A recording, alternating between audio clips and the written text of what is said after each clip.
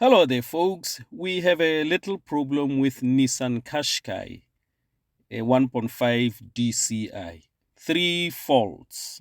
We have fault number one is P0380 and then P0101.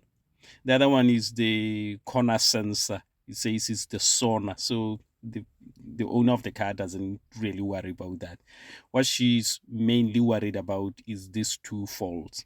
Okay, now what we did was I cleared the codes off and then started the car and I drove again. But these three came back up. So what we did was we bought the heater plugs. We bought 4 glow plugs and replaced them. But with the airflow sensor, what we did was we just cleaned it. We got a carburetor spray, we cleaned it, let it dry, and then we put it back in. Test driven the car, the fault came again. So then I say to the lady, maybe the sensor needs replacing. So we went to buy a new sensor and we replaced it. Went for a test drive again, the problem came. The glow plugs fault P0380 was gone. No longer have that. But with the airflow sensor, it was still there, even with the new one. So then I removed the cover on top and we realized that one of the table pipes, the boost pipes, is leaking. And I remember I had the same kind of problem with the Vauxhall Insignia. So I knew straight away it needs replacing. Maybe that's what caused the problem. Okay. So let me just turn the camera around so that we can see the parts that I'm talking about. Right. Here are the parts. These are the old ones because we changed them.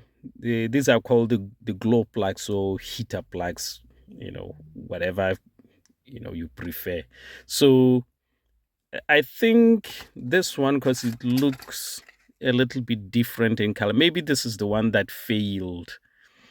But I said to her that it's best to just replace 4 of them because it will be false economy just replacing one. And then few weeks later or few months, then you have to replace another one. Because at the shop, they were saying they can sell you one. But why not just change the whole thing? The car has done over 100,000 miles, so it is time for these to be replaced anyway. This is the airflow sensor. That this one is the old one. We put a new one in there, so I guess this probably was okay. So she doesn't have to throw it away. She can keep it just in case the other one, fails or whatever. Then at least she has that one. Okay. Now I'll put these back and then I'll show you the pipe, the boost pipe I was talking about. Right, there they are. I've put them back in the box. These are junk. She can throw them away. And here is the pipe that we're going to be changing. This one here. I'll take it off the bag and show you just before we put it in there. Okay, this is the side that goes into the intercooler, and then that's the side that goes into the intake to the engine. Okay, the throttle body is on that side. All right, this was the price is right there. This came straight from Nissan. Okay, Nissan. Whereas this one came from General Traffic, and these as well from General Traffic. Okay, so that's how it is. Let me just go to open the front and show you why we are replacing this. Right, that's the airflow sensor there, new one replaced, and this is the pipe that we need to replace. As you can see, look at the mess it's been making. It's leaking somewhere. They tend to crack these. It could be cracked somewhere on top or at the bottom for some reason. So I'm gonna get the tools, remove it, and put that new one. All right, I don't think it's going to be a hassle to remove it. I think there's a 10 mil bolt. There it is here. 10 mil bolt. and then a clip that you just put screwdriver both sides, the side, and this thing comes back up that side as well at the bottom. So I'm gonna get the tools and remove it. Right, here is the old one, just removed it, and this is the new one. As you can see, they are identical, so I'm gonna put this one back in. I had to put the car on the ramps because to remove these clips, they're on this side, of the at the bottom side. So even if you use the screwdrivers, it's a fiddle to get this pipe out. So you put the screwdriver here, another one here, but if you are standing from this side to do it, it's a bit tricky. Some can easily do it, but I was struggling, so I decided to put the car on the ramp, bend over the cover. So I'm just gonna put it back on. Okay, right, it is in there. All you do is just push it in, and then it clips and hooks in there. At the bottom there as well, I just pushed it in, it's in there. But there's a 10mm bolt here, this one here. Shouldn't forget it because it holds this thing in place. Okay, so I think that's about it. I'm gonna put everything back up together, and then close, plug in the scan, reset everything, clear all the codes, then go for a test drive. And I'm gonna be pushing it hard just to see if the fault will come back up again. What happened is, when you're going up hills, normally these diesel turbocharged cars, you will have a little bit of, you'll feel a boost pushing you back on your seat. If this pipe is leaking, you don't get that, so when I was test driving it and I press hard, instead of it throwing you a little bit backwards, no, there was nothing like that. So we hope this will work well. So let me just cover everything up, put the car down, and then I'm going to get the scanner and plug it in and see what's gonna happen. Right, it's all covered, all good. That's the old one is going into the bin. So I'm gonna just drop the car off the ramps, put them in storage, then plug it in, see how it goes. Okay, all right, I've started the car. No light there because I resetted the car before taking off that pipe, so I'm going to plug it in, switch it off, plug it in, and see if that fault is in, then clear it off again. Because what I did was, after clearing the code, I drove the car just to feel if there is boost, and there was no boost. But I know the error is there, but the light hasn't come on yet, so I'm plugging it in and seeing what's gonna happen. So you switch it off. All right, I've plugged it in, so just push start, but don't start the engine. Then go to this.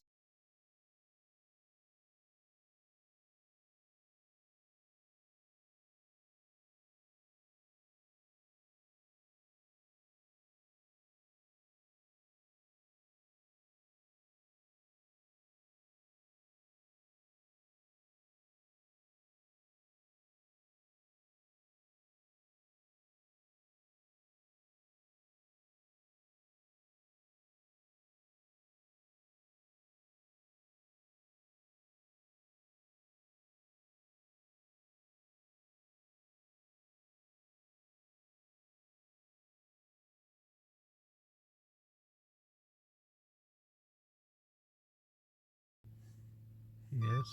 Okay. All right. So now we're gonna start the car. Okay, we're gonna go for a test drive. When we come back, we'll plug it in again and check to see if there is any fault in the engine. Okay, normally there will be a light there coming up, so we will see when we come back. All right, we drove a few miles, about 4 or 5 miles, just to see how it is. The light hasn't come up there, and it's pulling very, very well. You can feel it's grabbing the road when you push hard this accelerator. So whereas before you didn't have that throwing back effect when these turbochargers do. So I think it's good. So I'm gonna switch it off. It's already plugged in. I'm just gonna scan it again to see if that fault is there hiding, and see what happens. So switch it off. Then get the scanner right there. Then switch on. Then you go to history, because I just did this. I just go to history. There it is.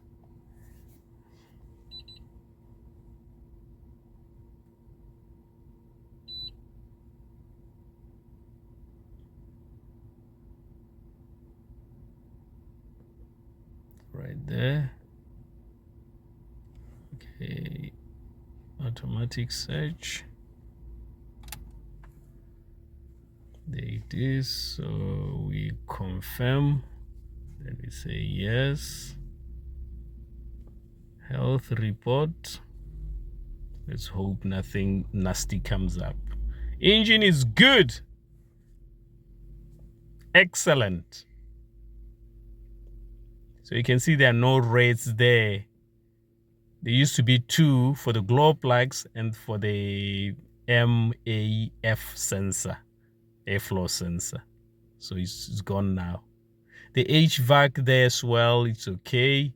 But I know the sonar will still be there because I think she hit something or somebody hit her. Because one of the doors, when you open them, it makes a squeaking sound and there's a dent on the side. So maybe that's why. But anything else, so far, so good.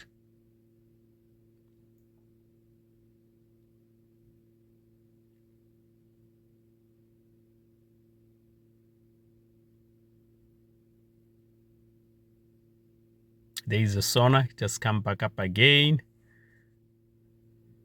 And it's a minor thing. It doesn't stop the car from going, and also it doesn't trigger any lights on the dash. So it's something that can be fixed if you have time or if it's necessary.